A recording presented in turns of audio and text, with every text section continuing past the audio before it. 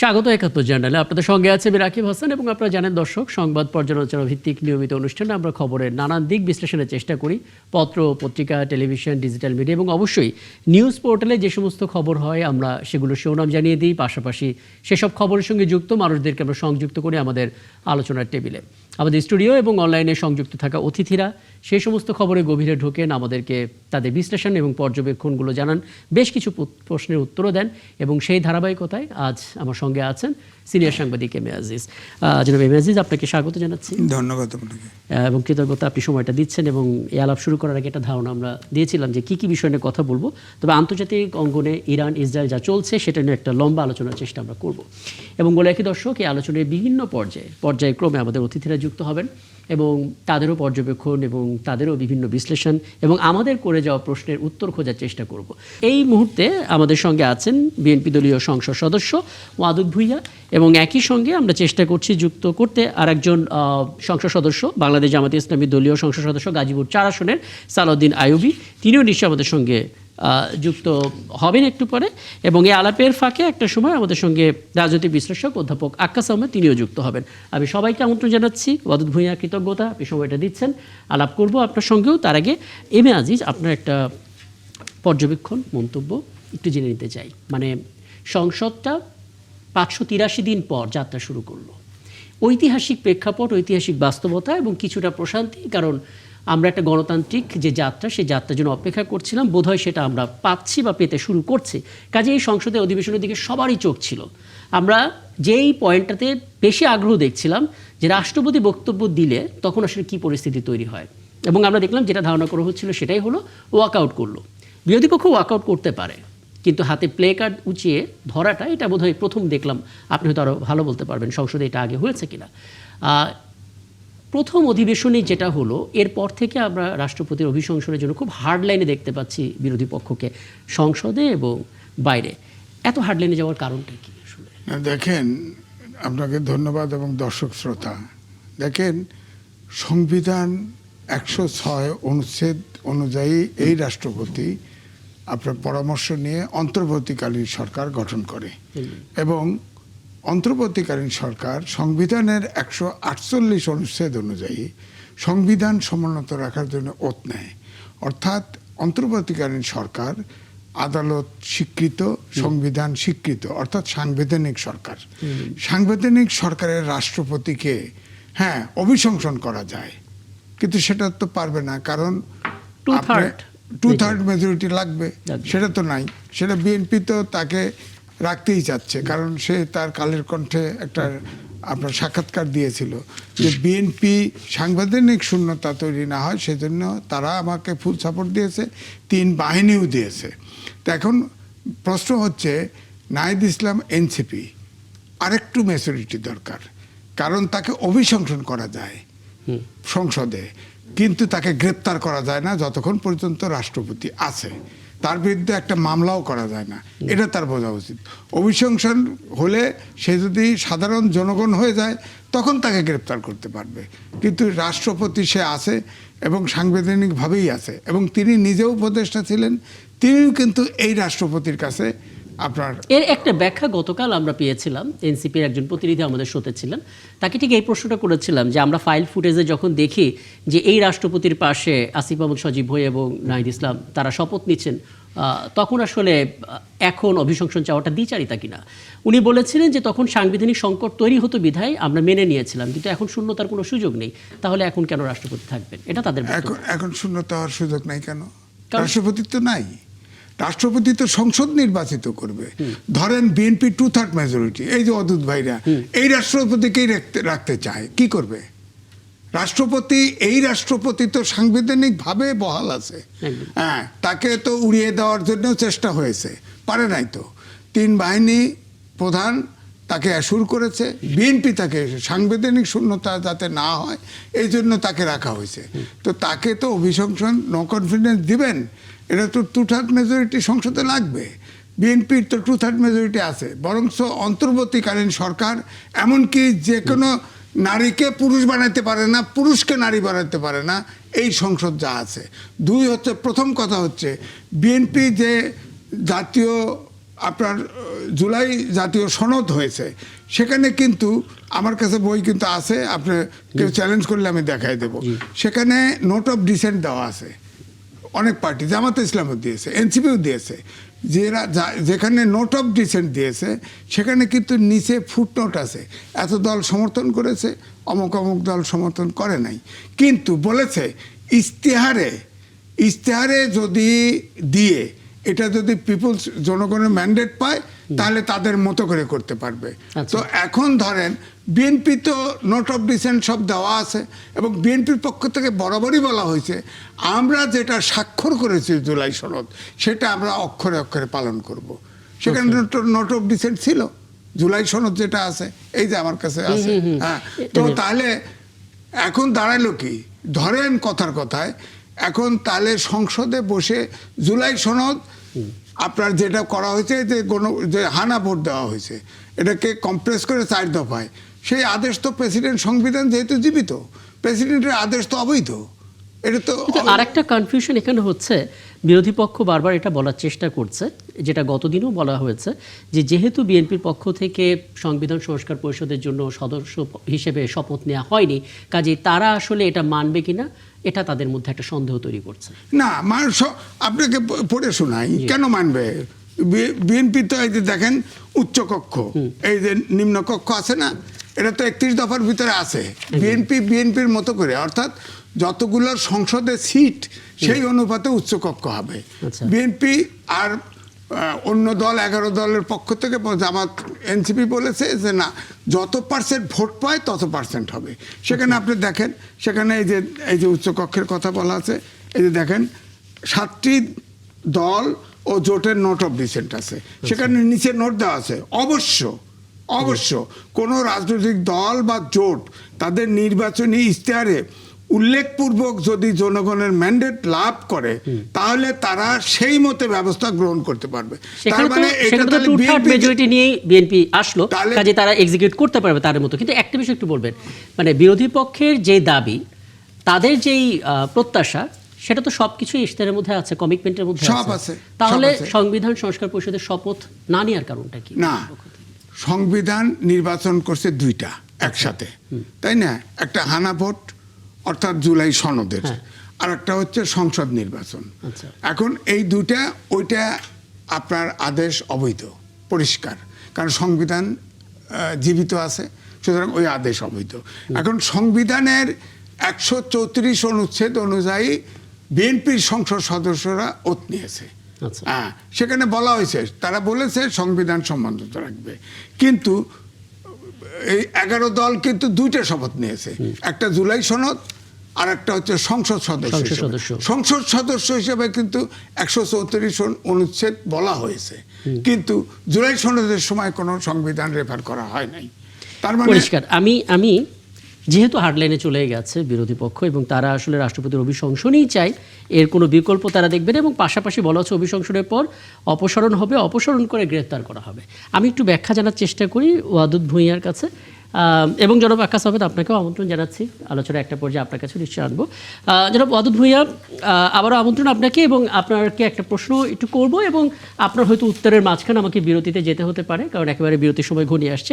একটা বিষয় একটু বলবো, মানে যেহেতু এক বিন্দু ছাড় দেওয়ার কোনো আওয়াজ পাওয়া যাচ্ছে না বিরোধী দলের পক্ষ থেকে, এবং তাদের ছাত্র সংগঠন এবং অন্যান্য উইংস যেগুলো আছে, জুলাই ঐক্য এবং একই সঙ্গে এনসিপির পক্ষ তো বটেই, বিরোধী দলীয় চিফ হুইপ তিনিও বলেছেন যে অভিশংসন করতে হবে রাষ্ট্রপতিকে এবং গ্রেফতার করতে হবে। কিন্তু মুশকিল হচ্ছে সংসদে 2/3 এখন সরকারি দল, এবং তারা চায় সাংবিধানিক ধারাবাহিকতা, শূন্যতা সৃষ্টি যেন না হয়। এই সংকট আসলে কিভাবে মোকাবেলা করবেন, বা বড় কোনো সংকটের সম্ভাবনা আপনি দেখেন কিনা এখানে? এটা আমি বড় কোনো সংকটের সম্ভাবনা দেখি না। বেসিক্যালি সাংবিধানিক ধারাবাহিকতা রক্ষা করার জন্য যা যা করতে হবে বিএনপি আমরা তাই করব। এখন বরঞ্চ যারা প্রেসিডেন্টকে নিয়ে এই বিতর্কের সৃষ্টি করেছে তারা নিজেরাও জানে যে প্রেসিডেন্টকে সরালে আগে বা পরে এখনই সাংবিধানিক একটা শূন্যতা সৃষ্টি হবে, যে সাংবিধানিক শূন্যতার কারণে দেশটায় অচল অবস্থা সৃষ্টি হবে। এবং দেশের সংবিধান এবং সংসদ, সরকার, রাষ্ট্র পুরোটাই সমস্যার মুখোমুখি হতো যদি তাকে বাদ দিয়ে এই মুহূর্তে কিছু করা হতো। তারা জেনে শুনেও এটা করার অর্থ হলো গোলা পানিতে মাছ শিকার করার জন্য, সরকার এবং দেশকে অস্থিতিশীল করার জন্য একটা চক্রান্ত। তো তাদের এই চক্রান্ত জনগণ জেনে গেছে, বুঝে গেছে, কারণ তাদের জন্য অত্যন্ত সুষম একটা সময় গেছে। অনেকটা সরকারের কোলে আমি বসে। আসলে এই কথাটা একটু শুনতেই চাই, আপনি যদি আমাকে অনুমতি দেন একটা ছোট্ট বিরতি নিয়ে ফিরে এসে এখান থেকে আলাপটা শুরু করবো। দর্শক আপনারা আছেন ৭১ জানালে, ছোট্ট একটা বিরতি নিয়ে ফিরছে, আমাদের সঙ্গে থাকবে।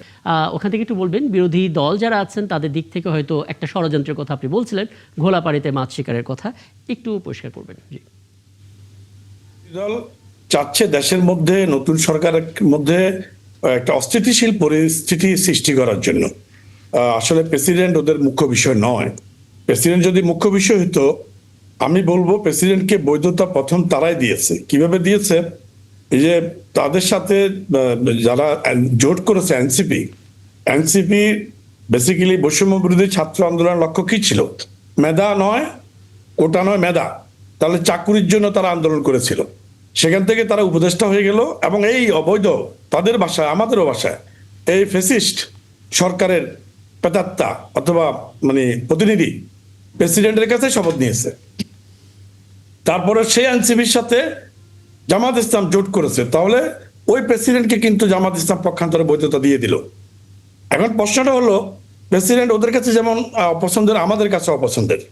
আওয়ামী লীগের লোক, আওয়ামী লীগ সারা দেশে 18 বছর যে কষ্টটা আমাদেরকে দিচ্ছে, সেই কষ্টটা কিন্তু জামাত ইসলামকে দেয় নাই, সেই নির্যাতনটা জামাতকে করে নাই।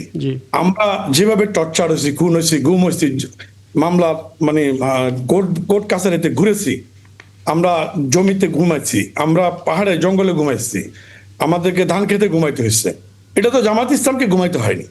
অতএব আমরা আরো বেশি ব্যতীত।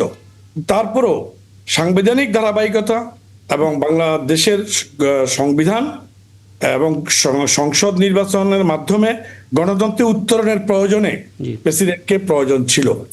ধরে নিলাম সে খুব খারাপ, বা তার দল তো অবশ্যই খারাপ, প্রমাণিত খারাপ, সেই আওয়ামী লীগের প্রেসিডেন্ট। তার থেকে এই মুহূর্তে যদি আমরা স্পিকার পলাতক, ডেপুটি স্পিকার পলাতক, সেখানে একটা সংকট ছিল, সেই সংকটটা আমরা মোকাবেলা করেছি একটা রেওয়াজ রীতির মধ্য দিয়ে, যে স্পিকারের অনুপস্থিতিতে একজন সংসদ সদস্য সভাপতিত্বের মাধ্যমে নতুন স্পিকার নিয়োগ হবে। তো সেভাবে আমরা সেটা ওভারকাম করলাম। কিন্তু দেশে গণতন্ত্রে উত্তরণ ঘটাতে হলে, সরকার প্রতিষ্ঠিত করতে হলে আপনার যে এটা নির্বাচন দরকার, ওই নির্বাচনটা দরকারের অন্তর্বর্তীকালীন সরকারের অধীনে। অন্তর্বর্তীকালীন সরকারটা 18 মাস যে চললো, কিভাবে চললো? প্রেসিডেন্টের অধ্যাদেশের মাধ্যমে চলেছে।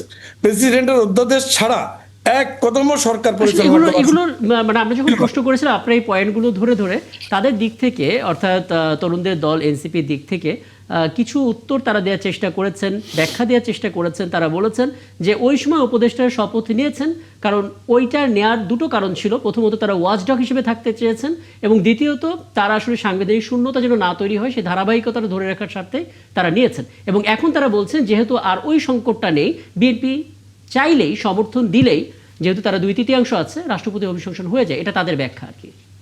হ্যাঁ, আমরাও তো সাংবিধানিক শূন্যতা যেন সৃষ্টি না হয় সেজন্যই আমরা প্রেসিডেন্টের সাথে কোন রকমের ইয়েতে যাইনি, দফারফাতে যাইনি বা বিরোধিতা যাইনি। প্রেসিডেন্ট বল একটা আমরাও চেয়েছি, শুধুমাত্র দেশ রাষ্ট্র পরিচালনা এবং মানে সংবিধান এবং নির্বাচন এবং গণতন্ত্রের উত্তরণ, এই জন্য তাকে দরকার ছিল।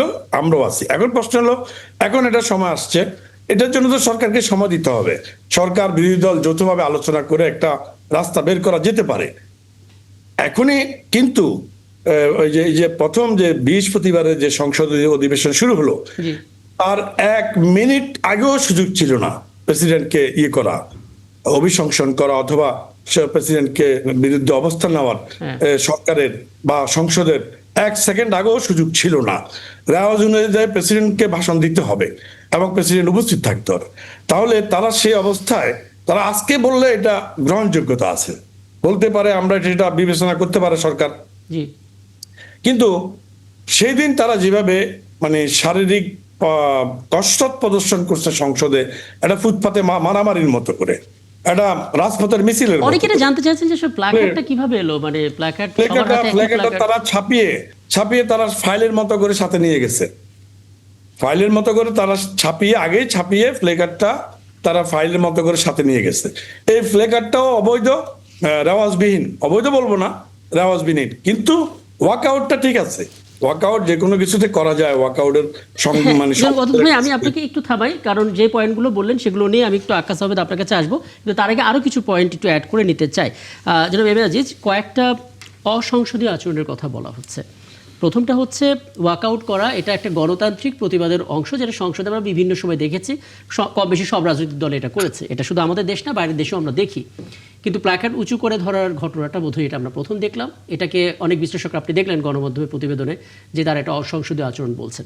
দ্বিতীয় বিষয় যেটা সমালোচনা উঠেছে, জাতীয় সঙ্গীত হচ্ছে কিন্তু অনেকে দাঁড়াচ্ছিলেন না, এবং পরবর্তীতে হাসরত আবদুল্লাহ দাঁড়িয়ে সবাইকে বললেন দাঁড়াতে, এবং তারা তখন দাঁড়ালো। এটা নিয়েও সমালোচনা হচ্ছে। আপনি নিজে একজন মুক্তিযোদ্ধা এবং আপনার দিক থেকে না, দেখেন, আসলে এই সংসদ যে অধিবেশনটা হয়েছে এটা আসলে কিন্তু অগোছালো হয়েছে। আপনি দেখেন অনেক মাইক বন্ধ ছিল, একজন আরেকজনের সাউন্ড শোনে নাই। এটা তো সংসদ সচিবালয় এবং গণপূর্ত মন্ত্রণালয়ের কাজ ছিল, এটা তারা করে নাই। দুই হচ্ছে, আপনি দেখেন প্রথম দিকে সব 11 দল কিন্তু সমর্থন করে গেছে। জাতীয় সংসদ যখন প্রেসিডেন্ট আসলো, জাতীয় সঙ্গীত যখন বাজানো হলো, আমাদের দেশের রেওয়াজ, চর্চা, সংস্কৃতি যাই বলেন না কেন, অটোমেটিক মানুষ কিন্তু দাঁড়িয়ে যায়, এবং দাঁড়িয়ে যায়, কেউ কেউ বুকেও হাত রাখে। কিন্তু ওখানে দেখা গেছে বিএনপির সদস্যরা দাঁড়িয়েছে, কিন্তু 11 দলের সদস্যরা কিন্তু দাঁড়ায় নাই। এটাতে কিন্তু একটা মেসেজ গেছে যে তারা, যে জাতীয় সঙ্গীত স্বাধীনতার প্রতীক, তারা স্বাধীনতা বিশ্বাস করে না। যে যখন মির্জা ফখরুল ইসলাম আলমগীর বোধহয় সামনে ইশারা করলেন এবং দাঁড়ালেন, হাসরত আবদুল্লাহ নিজেও হাত দিয়ে উঁচু করে সবাইকে দাঁড়াতে বললেন, দাঁড়ালেন, কিন্তু তখন আমরা দু একজনকে বসতে দেখেছি পুরো জাতীয় সঙ্গীত। না, ওই তো আসলে বসে নাই, সেটা সে তো দাঁড়াতে বলছে হলো প্ল্যাকার্ড বার করানোর জন্য। হাসনাত আবদুল্লাহ যেটা দাঁড়াইছে এটাকে বলা হয়েছে, হ্যাঁ আপনি যেটা বললেন, সংসদে ওয়াকআউট করার রেওয়াজ আছে, এটা দেশে বিদেশে সবসময় হয়। হ্যাঁ, কিন্তু আপনার আগে গুপ্তভাবে প্ল্যাকার্ড, প্রেসিডেন্ট আছে, প্রেসিডেন্ট সংবিধান অনুযায়ী সেই প্রথম ভাষণ দিবে, এর বিকল্প নাই, রাখা হয় নাই। আপনার এই প্রেসিডেন্ট যে ভাষণ দিয়েছে এটা কিন্তু প্রধানমন্ত্রীর দপ্তর থেকে যেটা লেখা হয়েছে, এটা কিন্তু সরকারের বক্তব্য, উনি যা পাঠক। এই প্ল্যাকার্ড ধরে দেওয়া হয়েছে, ওটাতে লেখা আছে গাদ্দার, গাদ্দার। এটা কেমন কথা, কেমন কথা? তারপরে স্লোগান দেওয়া হয়েছে, তারপরে বেরিয়ে গেছে।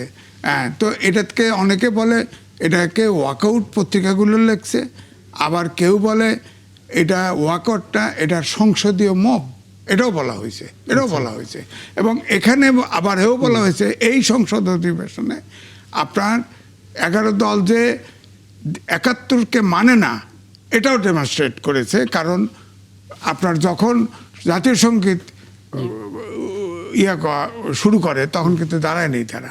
সুতরাং এই জন্য আমি বলছি যে এই সংসদ অধিবেশনটা ইচ্ছে করলে, ধরেন প্রথম দিকে স্পিকার নির্বাচন, ডেপুটি স্পিকার নির্বাচন, না, এগুলো কিন্তু সংবিধানে আছে। আপনি অনেকে বলে যে স্পিকার নাই, প্রয়োজনে প্যারোলে ডেপুটি স্পিকার জেলে আছে, তাকে আনা যেত না, সংবিধানে বলা আছে। এনিওয়ে, যে এমপি নন তিনি তো স্পিকার হবেন না, এটা তো আপনার ডেপুটি স্পিকার হবেন না। সুতরাং যে স্পিকার পালিয়ে গেছে, যে ডেপুটি স্পিকার জেলে আছে, সে তো স্পিকার হতে পারবে না, সে তো সংসদ অধিবেশন তাকে প্যারোলে মুক্তি করে সভাপতিত্ব করতে পারবে না। অধ্যাপক আকাশ আহমেদের কাছে যাই, কারণ অনেকগুলো পয়েন্ট এসেছে। অধ্যাপক আকাশ আহমেদ, সুনির্দিষ্টভাবে আপনার কাছে 3টি বিষয় একটু জানতে চাই।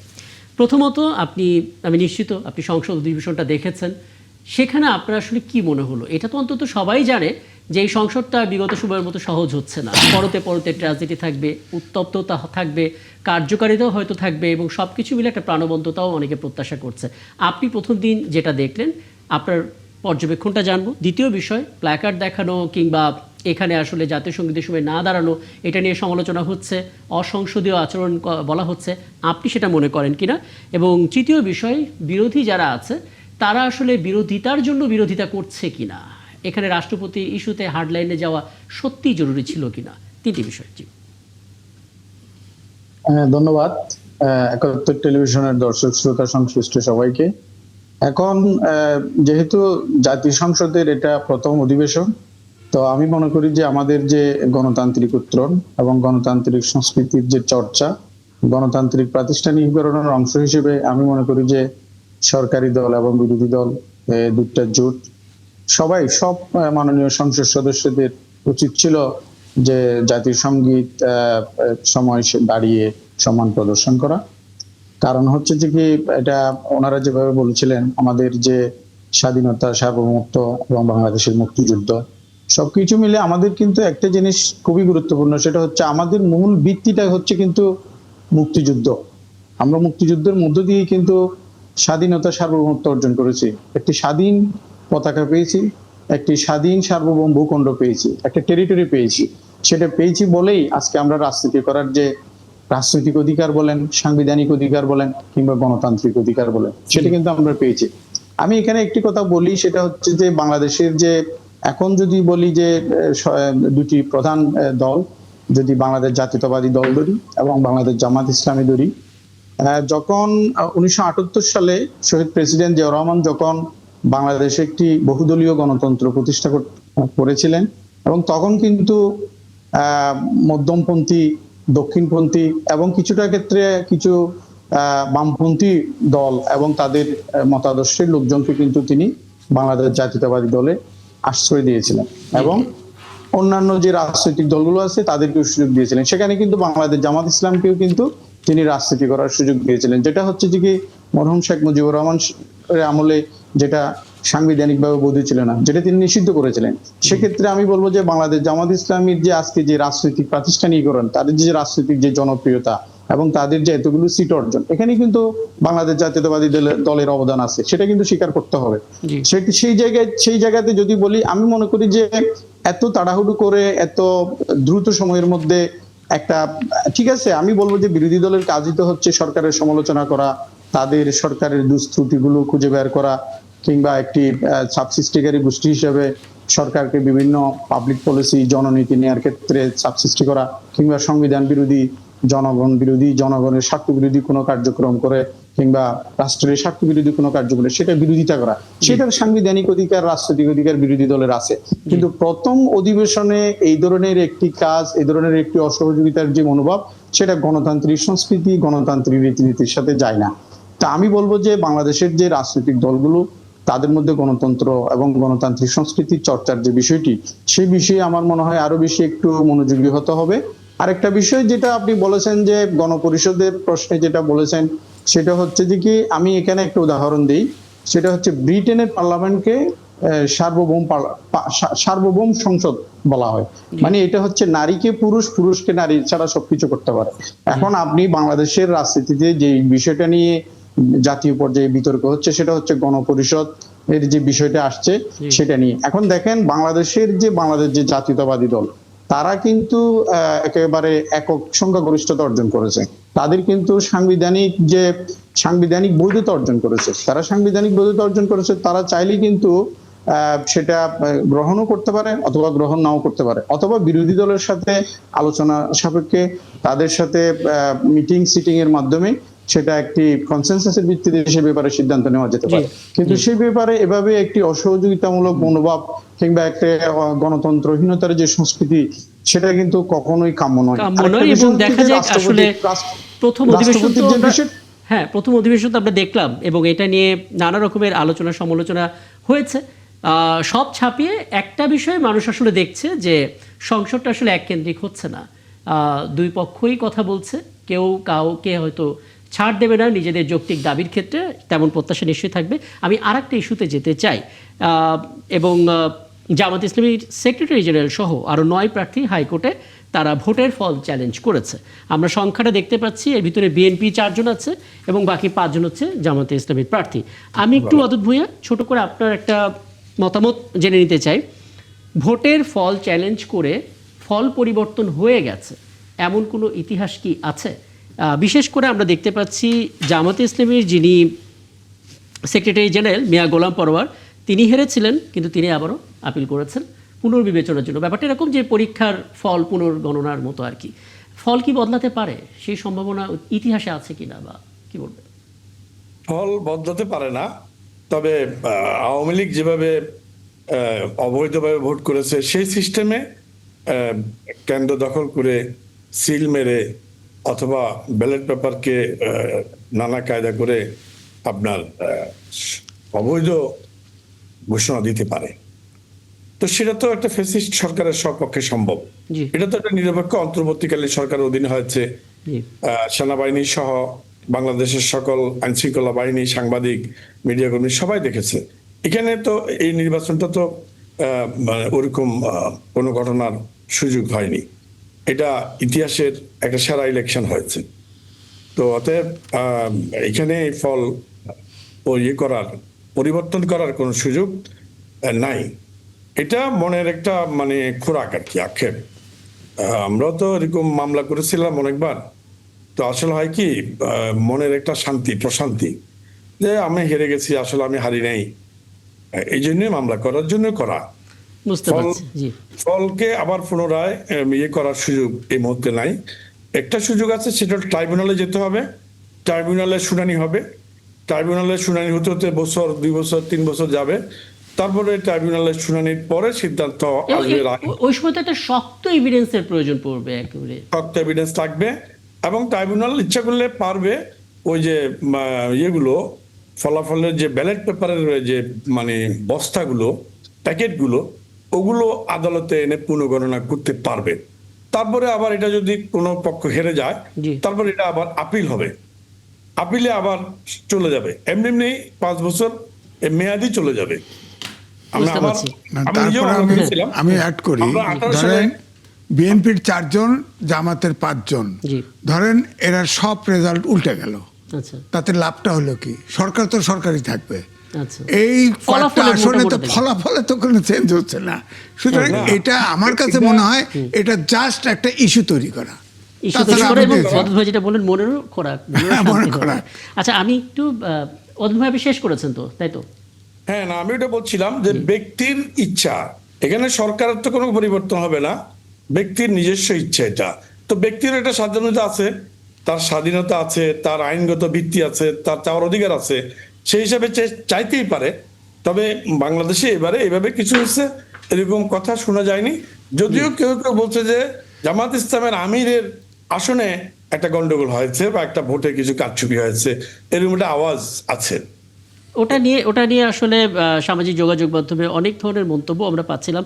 আমি একটু অধ্যাপক আক্কাস আহমেদ, আপনার একটা মতামত জানতে চাই, কারণ ভোটের দিন যখন মানে গ্রহণের পর যখন গণনা শুরু হলো, আপনি আমাদের বিশেষ আয়োজনে ছিলেন, সরাসরি আপনার সঙ্গে কথা বলার সুযোগ হচ্ছিল, এবং নির্বাচন নিয়ে যে ধরনের আশঙ্কার কথা আমরা চিন্তা করছিলাম তেমনটা হয়নি। সবাই আসলে স্বতঃস্ফূর্তভাবে ভোট দিয়েছেন, এবং এখনও অনেকের সেই আঙুলে ভোটের দেওয়ার দাগটাও রয়েছে। আপনার আসলে মনে হয় কিনা চ্যালেঞ্জ করার মতো প্রেক্ষাপট তৈরি হয়েছিল, যেটার জন্য আসলে 9 জনকে হাইকোর্টে যেতে হবে? শুধুমাত্র মনের খোরাক, নাকি নতুন একটা ইস্যু তৈরি করা, যেটা আসলে সাংবাদিক এম এ আজিজ বলছিলেন, নাকি অন্য কোনো কারণ এখানে হতে পারে? দ্বিতীয় বিষয় একটু বলবেন, ইলেকশন ইঞ্জিনিয়ারিং হয়েছে এমন একটা দাবি করছে বিরোধী পক্ষে থেকে। যদি ইঞ্জিনিয়ারিং হয়ে থাকে, ফল পুনর্গণনা করলেও তো সে একই ফলই আসবে, তাহলে কেন শুধু শুধু হাইকোর্টে যাওয়া? ধন্যবাদ।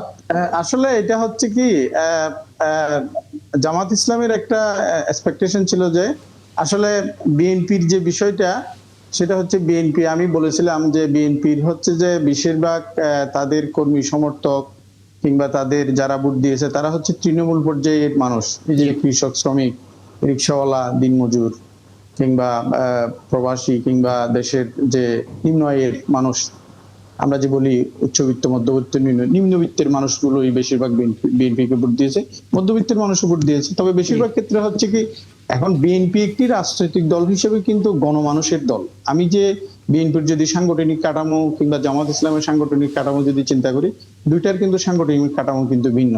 বিএনপিতে যেমন সব শ্রেণী পেশার মানুষ রাজনৈতিক প্রক্রিয়ায় অংশগ্রহণ করতে পারে, জামাত ইসলামে কিন্তু পারে না। জামাত ইসলাম হচ্ছে একটি সুনির্দিষ্ট প্রক্রিয়ার মাধ্যমে নেতৃত্বের যে স্টেপগুলো সেগুলো অর্জন করতে হয়, এবং কয়েকটা বছর যাওয়ার পরে সেই তাদের যে প্রক্রিয়া সেটা শেষ করে ধাপে ধাপে গিয়ে তারা নেতৃত্বের যে জায়গাটা সেটা অর্জন করে। সেই ক্ষেত্রে কিন্তু পার্থক্য আছে। সেজন্য বিএনপি হচ্ছে গণমানুষের দল। তা আপনি যে প্রশ্নটা করেছেন সেটা হচ্ছে, জামাত হচ্ছে যে একটা এলিটিস্ট পার্টি, যাদের মানুষগুলো হচ্ছে কি শিক্ষা প্রতিষ্ঠান, স্কুল, কলেজ, বিশ্ববিদ্যালয়, মাদ্রাসা, তারা সেখানে ফেসবুক, গুগল, বিভিন্ন অনলাইন মিডিয়া তারা কিন্তু সক্রিয় ছিল, এবং তাদের একটা সক্রিয় ছিল। তারা বিভিন্ন সময় পোস্ট দিয়েছে ফেসবুকে, তারা বিভিন্ন তাদের পক্ষে তারা জনমত সৃষ্টি করার চেষ্টা করেছে, তারা প্রচারণা চালিয়েছে, এবং ফলে দেখা গেছে যে তাদের একটা কনফিডেন্স ছিল যে না, আমরা তো অনেক বেশি সিট পাবো, আমরা তো ক্ষমতায় যেতে পারবো, আমরা তো অনেক বেশি সিটে বিজয় অর্জন করবো। কিন্তু প্রেক্ষাপট হচ্ছে ভিন্ন। সেটা আমি যেটা বলেছি, বিএনপির বুথগুলো হচ্ছে তারা কিন্তু ফেসবুকে নাই, গুগলে নাই, অনলাইনে নাই, তারা কিন্তু হচ্ছে যে ওই যে গ্রামীণ পর্যায়ে, তৃণমূল পর্যায়ে তারা কিন্তু মানে সুপ্ত, তারা কিন্তু হিডেন। এই যে তারা যে মানে এই সংখ্যাটা কেন হচ্ছে সেটা যদি ছোট করে একটু বলি, তাহলে আপনার কাছ থেকে কথা শুনতে সুবিধা হবে। অনেকে এটা ভাবছেন, যেটা সাংবাদিক এম এ আজিজ একটা ইঙ্গিত দিলে একটা ইস্যু তৈরি করা, অনেকে এইটা দেখে অভ্যস্ত গেল 18 মাসে যে কোনো একটা বিষয়কে সামনে আনা হয়, তারপর সেটা নিয়ে রাজপথে নামা হয় এবং সেটা নিয়ে আলাদা একটা নজরে স্পটলাইটে আনা হয়, এবং মূল বিষয় থেকে আমরা তখন দূরে সরে যাই। তো সেই জায়গা থেকে আসলে ফল চ্যালেঞ্জ করা এবং সেই ফলই যখন আবার ব্যাক করবে সেটা নিয়ে আবার নতুন করে আন্দোলন, মানে ওই সংখ্যাটা আছে কিনা? কারণ আমরা একটা গণতান্ত্রিক ধারাবাহিকতার মধ্যে আছে বলে বিশ্বাস করছি। ধন্যবাদ। এই ধরনের কোনো সম্ভাবনা আমি কোনোভাবেই দেখছি না। কারণ হচ্ছে যে দেখেন, বর্তমান বাংলাদেশ জাতীয়তাবাদী দলের যে পরিমাণ জনপ্রিয়তা, এখনো যদি ইলেকশন দেন, তাহলে বিএনপি আরো বেশি বিপুল ভোটে বিজয়ী হবে এবং অনেক বেশি সিট পাবে। সেটা কিন্তু আমি ইলেকশনের আগেও অনেকবার বলেছি, আপনারা যখন আমার ইন্টারভিউ করেছেন আমি সবসময় বলেছি, এবং আমি কিন্তু সেটা কম্পারিজন, তুলনামূলক আলোচনার মাধ্যমে বুঝিয়ে দিয়েছি যে কোন দলের জনপ্রিয়তা কিরকম। এখন যেটা হচ্ছে যে সেটা হচ্ছে কি একটা ইস্যু তৈরি করে সেটাকে সামনে রেখে একটা রাজনৈতিক স্থিতিশীলতা তৈরি করা এবং রাজনৈতিক সুবিধা আদায় করার একটি চেষ্টা করা, এবং তারা মনে করছে যে তারা অনেক বেশি সিট পাবে। আমি এটা নিশ্চিত করে বলতে পারবো না যে সামনে যদি ইলেকশন হয়, এই যে বিএনপির যে আশ্রয় প্রশ্রয় কিংবা ছত্রছায়ায় জামাত ইসলামের যে প্রাতিষ্ঠানিকীকরণ এবং তাদের যে জনপ্রিয়তায় আজকে এ পর্যন্ত এসছে, সেটা কিন্তু আজকে যদি বাংলাদেশ জাতীয়তাবাদী দল যদি এখানে না থাকতো, তারা কোন পর্যায়ে কতটা সিট পেত সেটা কিন্তু আমি নিশ্চিত না। সেজন্য আমি বলবো যে জামাত ইসলামের উচিত হবে তাদের যে জনপ্রিয়তা, যে রাজনৈতিক প্রাতিষ্ঠানিকরণ, জনসমর্থন যতটুকু তারা পেয়েছে সেটাকে ধরে রাখা এবং একটি জনসমর্থন আদায় করার চেষ্টা করা, এবং বিএনপির সাথে যোগাযোগ রক্ষা করে একটি দেশের স্থিতিশীল পরিবেশ, রাজনৈতিক অর্থনৈতিক উন্নয়ন, গণতান্ত্রিক সংহতিকরণ, ডেমোক্রেটিক কনসলিডেশন যেটা আমরা বলি, গণতান্ত্রিক সংহতিকরণের লক্ষ্যে যৌথভাবে কাজ করা দরকার। কিন্তু হ্যাঁ, একটি বিরোধী দল হিসেবে অপোজিশন পার্টির কিছু রোল থাকে, কিছু ভূমিকা থাকে, সেটা অবশ্যই পালন করতে হবে, কিন্তু সেটা কোনোভাবেই যাতে দেশের স্বার্থে, দেশের রাজনৈতিক উন্নয়ন এবং গণতান্ত্রিক উন্নয়নের স্বার্থে, অর্থনৈতিক উন্নয়নের স্বার্থকে যাতে কোনোভাবে বাধাগ্রস্ত না করে, এবং আমাদের সাংবিধানিক রীতিনীতি বা গণতান্ত্রিক সংস্কৃতি এবং যে সংসদের যে বিষয়গুলো, সংসদীয় যে সংস্কৃতি, সেটাকে যাতে কোনোভাবে বাধাগ্রস্ত না করে, সেভাবে আসলে এটা আসলে দিনভর আমরা বিভিন্ন গণমাধ্যমে যে প্রতিবেদনগুলো দেখছিলাম, প্রত্যেক বিশ্লেষকরা আসলে আপনার এই পয়েন্টটাতেই আসলে সবাই সমর্থন করছেন যে এমন কিছু না করা যাতে আসলে যে দলটা, যে রেজিমটা, যে আদর্শটা চেকে বসেছিল সেটা যেন আবার ফিরে না আসে, এবং দ্বিতীয় বিষয় বলা হচ্ছিল এমন কোনো আচরণ না করা যাতে এই সংসদটা অকার্যকর হয়ে যায়। কাজেই গতিশীলতা ধরে রাখার কথা সবাই বলছেন। অনেক ধন্যবাদ। আমাদের হাতে আন্তর্জাতিক অনেক ইস্যু রয়েছে, সেগুলো নিয়ে একটু কথা বলতে চাই, এবং ওয়াদুদ ভাইয়া এ পর্যায়ে আপনাকে ধন্যবাদ জানাচ্ছি আমাদেরকে সময়টা দেওয়ার জন্য। নিশ্চয়ই সামনে কোনো আয়োজন আবারও কথা হবে। দর্শক, আরও একটি বিরতি নিচ্ছে, ৭১ জানালে ফিরছি একটু পর, সাথে থাকবেন আমাদের। আমরা আবারও আলাপে ফিরতে চাই। জনাব এম এ আজিজ, আপনি আমার সঙ্গে আছেন এবং আপনিও চাইলে প্রশ্ন করতে পারেন। অধ্যাপক আক্কাস আহমেদ, আপনার কাছে একটা বিষয় একটু জানতে চাই। আমরা আজকে শিরোনামে 5 নম্বর শিরোনামটা বলছিলাম যে রাতেই ইরানে সর্বোচ্চ হামলার হুমকি যুক্তরাষ্ট্রের, ইসরায়েলে নতুন করে ক্ষেপণাস্ত্র হামলা চালিয়েছে তেহরান। আমার মনে পড়ে এখন থেকে ঠিক 2 দিন আগেও এরকম একটি শিরোনাম আমাদেরকে করতে হয়েছিল রয়টার্সের বরাত দিয়ে। রয়টার্স বলছিল স্মরণকালের নজিরবিহীন একটা হামলা চালাবে যুক্তরাষ্ট্র ইরানের ওপরে, এবং আজকেও একই শিরোনাম আমরা দেখতে পাচ্ছি। এটা কি একটা মাইন্ড গেম কিনা? আসলেই টার্গেটকে কিছুটা প্যানিক করার জন্য এই জাতীয় বক্তব্যগুলো দিচ্ছেন কিনা, নাকি নিজের পরাজয়টা বা দুর্বলতা ঢাকার জন্য এরকম কোনো স্টেটমেন্ট আসলে যুক্তরাষ্ট্রের পক্ষ থেকে আসছে আপনার পর্যবেক্ষণ? ধন্যবাদ। আসলে মার্কিন যুক্তরাষ্ট্রের যে পররাষ্ট্রনীতি সেটা কিন্তু তাদের কিন্তু স্টেবল বা স্ট্যাটিক কোনো পররাষ্ট্রনীতি না। জি, যখন তাদের যেটা দরকার হয় তখন তারা সেটা করে, এবং দেখবেন যে তারা এক এক সময় এক এক রাষ্ট্র তাদের মিত্র আবার তাদের শত্রু, এক এক সময় এক এক রকম। তো এখন এটা হচ্ছে যে বিশেষ করে ট্রাম্পের যে পররাষ্ট্রনীতি, ওনাকে তো বিশ্বাস করা যায় না। উনি তো মানে স্ট্যাটিক না, মানে উনি উনি উনি স্টেবল না, স্থিতিশীল না। এবং সেজন্য এটা নিশ্চিত করে বলা যাবে না। তবে মার্কিন যুক্তরাষ্ট্র ইতিমধ্যেই এই যুদ্ধে নৈতিকভাবে পরাজিত হয়েছে, এবং আপনি দেখবেন যে তারা মনে করেছিলেন, মার্কিন যুক্তরাষ্ট্র এবং ইসরায়েল মনে করেছিলেন যে এই যুদ্ধ খুব দ্রুত সময়ের মধ্যে সমাপ্ত হয়ে যাবে। আমি এখানে একটা গুরুত্বপূর্ণ বিষয় আপনার সাথে শেয়ার করি। জি, সেটা হচ্ছে যে আমি কিন্তু গত 2 দিন আগে আমি ইরানের আমার এক বন্ধু, উনি আমার সাথে জাপানে পড়াশোনা করেছিলেন, আমি ওনার সাথে কথা বলেছি। উনি আমাকে বলেছেন যে তাদের 500 ক্যাম্প তাদের ইউরেনিয়াম সমৃদ্ধকরণ মজুদ আছে। আচ্ছা, এবং যেমন হচ্ছে যে, যেমন আপনি যদি বলেন যে একটা লেবুর শরবত তৈরি করার জন্য লেবু আছে, লেবুর রস আছে, পানি আছে, যে চিনি আছে, এটা সংমিশ্রণ করলেই কিন্তু আপনার একটা শরবত হয়ে যায়, একটা জুস হয়ে যায়। আচ্ছা, তো ঠিক বিষয়টা হচ্ছে এরকম যে ইরানের হাতে কিন্তু পরমাণু অস্ত্রের যে ইউরেনিয়াম যে এনরিচমেন্ট সেটা কিন্তু ইরানের হাতে আছে। এটা কিন্তু আচ্ছা, সরাসরি কিন্তু এখানে আমার যদি সাথে একটু কথা একটু হয়েছে। ব্যক্তিগতভাবে হ্যাঁ, যেহেতু আপনি আমি- যে শেয়ার করলেন, আমি- এখানে ছোট করে একটু হ্যাঁ, যুক্ত করে দেবেন। আপনার সেই সহপাঠী কি জি, জি। ইরানি অবস্থান করছে নাকি চীনেই আছেন? সেই উনি ইরানেই অবস্থান করেছেন, আচ্ছা। উনি ইরানেই অবস্থান করছেন, এবং ইরানে উনি সরকারি চাকরি করেন, এবং আচ্ছা, আচ্ছা। উনি কিন্তু ইরানের উনি অনেক গোয়েন্দা তথ্য ওনার হাতে আছে। উনি আমার ক্লোজ, মানে একেবারে ইন্টিমেট বুঝতে ফ্রেন্ড পারছি। বলা যায়। ওনার সাথে আমার রেগুলার যোগাযোগ হয়, বিশেষ করে যুদ্ধ শুরু হওয়ার পর থেকে ওনার সাথে আমার যোগাযোগ হয়েছে। এখানে আরেকটা ইনফরমেশন আমি দিই, সেটা হচ্ছে কি, আমি ওনাকে জিজ্ঞেস করেছিলাম যে নেতানিয়াহু মারা গেছেন কিনা। উনি বলেছেন যে নেতানিয়াহু মারা যাননি, কিন্তু ওনার ভাই মারা গিয়েছেন আচ্ছা। ইরানের ক্ষেপণাস্ত্র হামলায়, উনি মারা গিয়েছেন। এবং এখানে আরেকটা বিষয় আমি বলবো, সেটা হচ্ছে যে কি, ইরানকে এটা ভয়ভীতি দেখানো, এবং ইরানকে তার যে এই প্রতিরোধমূলক যে পাল্টা হামলা এবং ইসরায়েলি যে আক্রমণ এবং আমেরিকার যে ঘাঁটিগুলোতে আক্রমণ, সেটাকে প্রতিহত করার জন্য, নিরুৎসাহিত করার জন্য এটা মার্কিন যুক্তরাষ্ট্রের পক্ষ থেকে একটা হুমকি। তবে হ্যাঁ, হামলা হতেও পারে, সেটা একেবারে উড়িয়ে দেওয়া যায় না, দুটোই হতে পারে। কিন্তু এক্ষেত্রে আমি যেটা বলবো যে সেটা হচ্ছে, ইরানকে যেভাবে মনে করা হয়েছিল যে খুব সহজে ইরানকে কুপকাত করা যাবে, আসলে এটা কিন্তু সম্ভব না। কারণ হচ্ছে যে ইরান কিন্তু ভৌগোলিক ভাবে কিন্তু আমাদের থেকে প্রায় 12 গুণ বড়, আয়তনের দিক থেকে বাংলাদেশ থেকে 12 গুণ বড়, আচ্ছা। এবং ইসরায়েল থেকে অনেক গুণ বড়, সেটা মানে অনেক অনেক গুণ বড়। এবং ইসরায়েল হচ্ছে একটি ছোট জায়গা, সেখানে দূরত্বটা হচ্ছে 1000 কিলোমিটার, ইরান থেকে ইসরায়েলের দূরত্বটা হচ্ছে 1000 কিলোমিটার। কাজেই ইরান কিন্তু চাইলে কিন্তু ইসরায়েলকে একেবারে ধ্বংস করে ফেলতে পারবে, যেমনটা আমি নিউজে দেখছিলাম যে 14,000 ঘরবাড়ি ধ্বংস। এবং এখানে আরেকটা বিষয়, সেটা হচ্ছে কি, ইসরায়েলের ক্ষয়ক্ষতির পরিমাণ কিন্তু অনেক বেশি, যেটা সেটা আমরা জানতে পারছি না।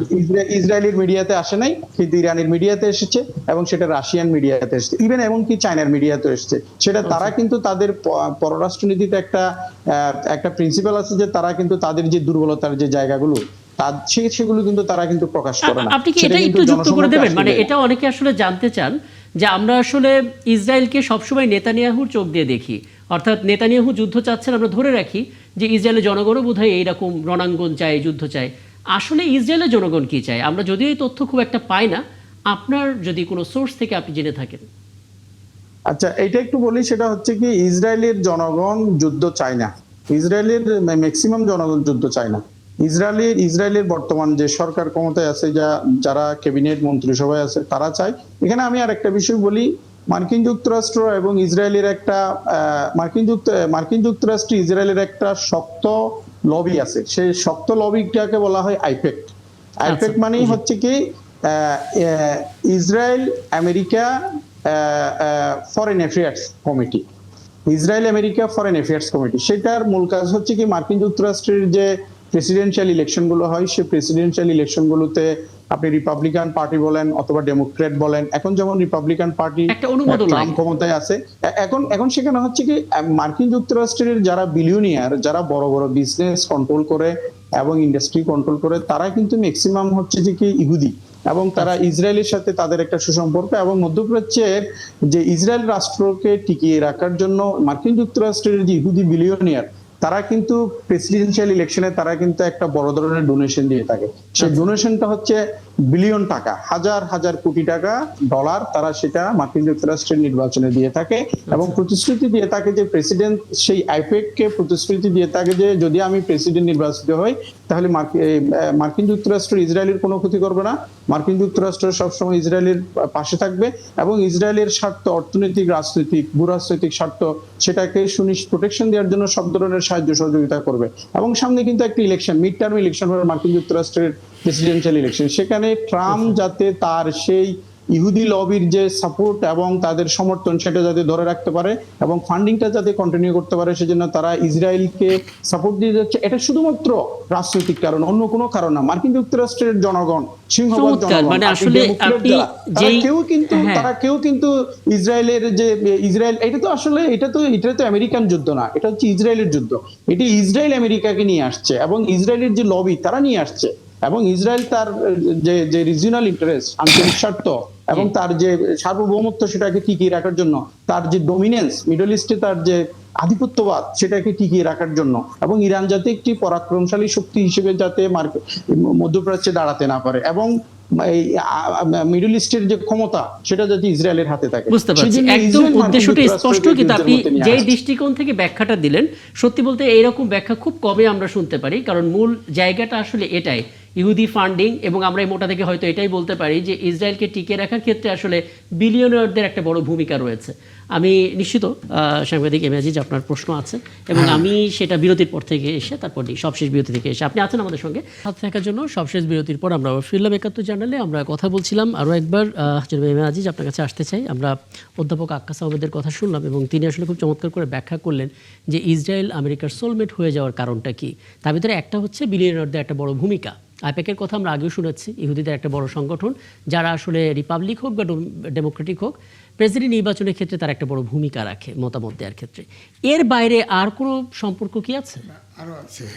ধরেন ইসরায়েল কিন্তু যতই বলেন, ইসরায়েল কিন্তু শিক্ষিত জাতি, তাদের মোসাদ আছে, ইন্টেলিজেন্স, এটাকে আমেরিকা সবসময় কাজে লাগায়। দুই, আপনার আমেরিকাতে যত বিশ্ববিদ্যালয় আছে তার 3 ভাগের 1 ভাগ বিশ্ববিদ্যালয় ভিসি হচ্ছে ইহুদি।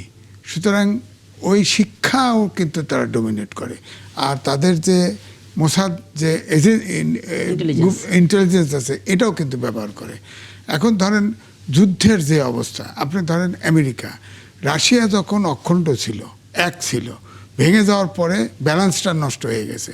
এখন আমেরিকা $29 ট্রিলিয়ন লোন আছে, এখন দেখা যায় এমন, তার টাকা দরকার।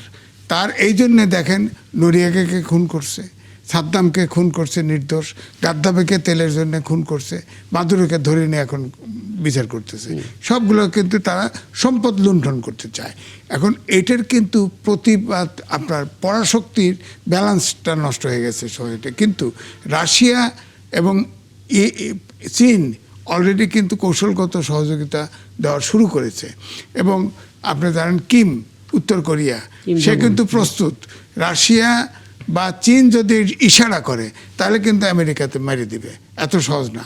দ্বিতীয়টা দেখেন, আপনার ইরানে আপনার ভৌগোলিক অবস্থা দেখেন, 51টা প্রদেশ এবং প্রায় 100 শহর আছে, শহর, এবং এই শহরগুলি সব কিন্তু মালভূমি এবং পাহাড়ের পাদদেশে, যার ফলে পদাতিক বাহিনী না যাওয়া পর্যন্ত তাদের যে টার্গেট, একটা হলো ইউরেনিয়াম রাখা যাবে না।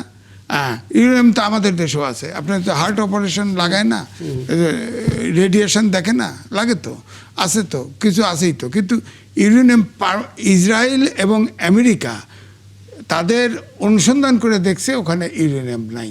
কিন্তু মূল টার্গেটটা হচ্ছে, যেটা অধ্যাপক আক্কাস সাহেব বলেছেন, ঠিকই বলেছেন, যে এই মুসলিম দেশের ভিতরে ইরান ইসরায়েলকে ধ্বংস করতে চায়, তাদেরকে ছাড় দিতে চায় না।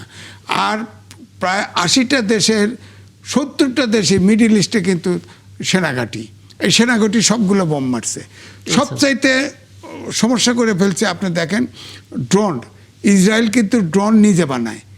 একটা ড্রোন আমেরিকা যে ড্রোন বানায় তার 4 গুণ খরচ পড়ে, এবং ইরানের একটি ড্রোনকে যদি ইন্টারসেপ্ট করতে চায় কমপক্ষে 3টা ড্রোন লাগে, একদম। এবং যার ফলে অনেক খরচ বেশি। আর যতক্ষণ পর্যন্ত তারা রিজুম চেঞ্জ করতে চায়, রিজুম কিন্তু স্তরে স্তরে সাজানো। আপনার মানে সাজানো একজন শহীদ হলেন, মারা গেলেন, আরেকজন দাঁড়িয়ে আরেকজন আছেন। Auto system. আমরা একটা ধারণা পেয়ে এই জন্য গেলাম। পদাতিক বাহিনী যতক্ষণ পর্যন্ত ভিতরে না ঢুকবে, তারা তো এখন সব জাতীয় ঐক্য হয়ে গেছে, ঐক্য হয়ে গেছে। এখন পদাতিক বাহিনী যতক্ষণ না ঢুকবে ততক্ষণ পর্যন্ত ওই দেশ নিয়ন্ত্রণে আনা সম্ভব না। এবং আপনি শিওর থাকেন এটা আফগানিস্তান এবং ভিয়েতনামের মতো 20-30 বছর পর্যন্ত যুদ্ধ চলতে পারে, আচ্ছা, আবার শেষও হইতে পারে। হ্যাঁ, আমি একটু অধ্যাপক আক্কাস আহমেদের কাছে আরেকটি ইস্যু নিয়ে আসতে চাই, খুব ছোট করে বলবেন কারণ আমরা একেবারে শেষ পর্যায়ে। আজকে আমরা একটা প্রতিবেদনে দেখলাম যে ইসরায়েলের পররাষ্ট্রমন্ত্রী এবং একই সুরে মার্কিন পররাষ্ট্রমন্ত্রীর দিক থেকেও একই সুরে বার্তা আসছে, তুরস্কের উপর একটা টার্গেট করা হচ্ছে যে আঙ্কারা নাকি সৌদির সাথে মিলে ইসরায়েলকে ঘিরে ধরার চেষ্টা করছে এবং তাদের একটা মাস্টার প্ল্যান আছে যেটা আসলে ইসরায়েলের ধ্বংস করা কিংবা নির্মূল করা বা ইসরায়েলের জন্য ভয়ঙ্করতম চাপ তৈরি করার একটা প্রক্রিয়া নিয়ে তারা ভাবছে। তুরস্ককে নিয়ে এই উত্তেজনার কারণটা কি ইসরায়েলের ঠিক এই মুহূর্তে? ধন্যবাদ। এখন এখানে একটা বিষয় হচ্ছে কি, মুসলিম বিশ্বের মধ্যে ইরান হচ্ছে একমাত্র রাষ্ট্র পাকিস্তানের পরে যে পরমাণু অস্ত্রের অধিকারী হতে চাচ্ছে বা হয়ে গেছে, হয়তো বা হয়েও গেছে। তো এখন ধরেন আমি যে যতটুকু মনে করি সেটা হচ্ছে কি, তুরস্ক কিন্তু একটি অনেক বড় সাম্রাজ্যবাদী রাষ্ট্র ছিল এবং সেটা তারা দীর্ঘদিন ধরে তাদের কলোনিয়াল পাওয়ার, ইউরোপিয়ান কলোনিয়াল পাওয়ার, এটা কিন্তু আপনি দক্ষিণ পূর্ব ইউরোপ, ইভেন আপনি একেবারে হাঙ্গেরি বলেন, গ্রিস বলেন, বুলগেরিয়া বলেন, রোমানিয়া বলেন, ক্রোয়েশিয়া বলেন, আলবেনিয়া বলেন, কিংবা এই সাইপ্রাস বলেন, এই সমস্ত ইভেন রাশিয়ার কিছু অংশ কিন্তু তুরস্কের অধীনে ছিল। তুরস্ক একটি বিশাল সাম্রাজ্য ছিল, ফলে তুরস্ককে কোনোভাবেই ছোট করে দেখার কোনো বিষয় না। এবং তুরস্কের যে পার ক্যাপিটা ইনকাম বলেন, প্রযুক্তি বলেন, কিংবা তার যে জিডিপি বলেন, ফরেন কারেন্সি রিজার্ভ বলেন, 400-500 বিলিয়ন ফরেন কারেন্সি, পার ক্যাপিটা ইনকাম প্রায় 20,000 মার্কিন ডলার, একটি মোটামুটি হায়ার মিডল ইনকাম কান্ট্রি বলতে পারেন। এবং ইউরোপিয়ান কালচারের সাথে বা আবার মুসলিম সংস্কৃতির সাথেও এটা যায়, ফলে এটা একটা শক্তিশালী একটি রাষ্ট্র। আমার হাতে মিনিট কারেক্ট সময় আছে, 1 মিনিটের মধ্যে যদি আমি যে কথাটা বলতেছি সেটা হচ্ছে কি, এখনই সময় যে এই তুরস্ক যদি এটা অনুধাবন করতে না পারে এবং সৌদি আরব যদি এটা অনুধাবন করতে না পারে, কারণ তুরস্ক এবং সৌদি আরব হচ্ছে কি সবচেয়ে প্রভাবশালী দুইটা রাষ্ট্র মিডল ইস্টের মধ্যে। ইউরেশিয়ানের মধ্যে যদি ধরে আমি তুরস্ক এবং মিডল ইস্টের মধ্যে ধরে সৌদি আরব, তাহলে তাদের মধ্যে যদি ঐক্যটা হয় এবং সেটা যদি ইরানের সাথে যায় এবং রাশিয়া এবং চায়না যদি একটা বড় ধরনের প্রেসার ক্রিয়েট করতে পারে, তাহলে কিন্তু ইসরায়েলের যে আধিপত্যবাদী নীতি, ইসরায়েলের যে গণহত্যা এবং তার যে অগণতান্ত্রিক আচরণ, অসাংবিধানিক আচরণ এবং জাতিসংঘের সনদ বিরোধী আচরণ, সেগুলাকে নির্মূল করার জন্য, দমন করার জন্য এই সমস্ত শক্তিগুলো ঐক্য হওয়া দরকার। বিশেষ করে আমি বলবো যে মুসলিম কান্ট্রিগুলো, যে সৌদি আরবের কথা বললেন, তুরস্ক এবং ইরান, তারা যদি ঐক্যবদ্ধ হতে পারে তাহলে কখনোই ইসরায়েল সেখানে টিকতে পারবে না এবং ইসরায়েল একসময় ধ্বংস হয়ে যাবে। এবং যখন ইসরায়েল ধ্বংস হবে তখন কিন্তু মার্কিন যুক্তরাষ্ট্রের যে সাম্রাজ্যবাদী নীতি এবং তেল সম্পদ কুক্ষিগত করার যে নীতি, এবং সৌদি মিডল ইস্টের কান্ট্রিগুলো কিন্তু তখন আর ওই যে ডলার কিনবে না, তাদের যে ট্রেজারিতে ডলার জমা রাখবে না, ফলে মার্কিন যুক্তরাষ্ট্রের অর্থনীতি ইনফ্লেশন হয়ে দুর্বল হয়ে যাবে এবং তাদের যে যেমন চমৎকার করে আসলে পুরো শঙ্কার কথাটা বললেন এবং যে প্ল্যানের কথা বললেন, সমাধানের কথা বললেন, বোধ করি এটাও আসলে ইসরায়েল এবং যুক্তরাষ্ট্র খুব ভালো মতো জানেন, যে কারণে তারা হয়তো তাদের ব্যাকআপ প্ল্যানটা রেডি করে রাখেন। এটা আসলে যুদ্ধটাকে জিয়ে রাখে। আমার হাতে সময় থাকলে আলাপটা দীর্ঘ করতাম। অনেক কৃতজ্ঞতা আপনার দুজনকে সময়টা দেওয়ার জন্য। এবং দর্শক, এই ছিল 71 জেনারেলের আজকের আয়োজনে। আগামীকাল দেখা হবে নতুন ইস্যু নিয়ে। থাকবেন আমাদের সঙ্গে।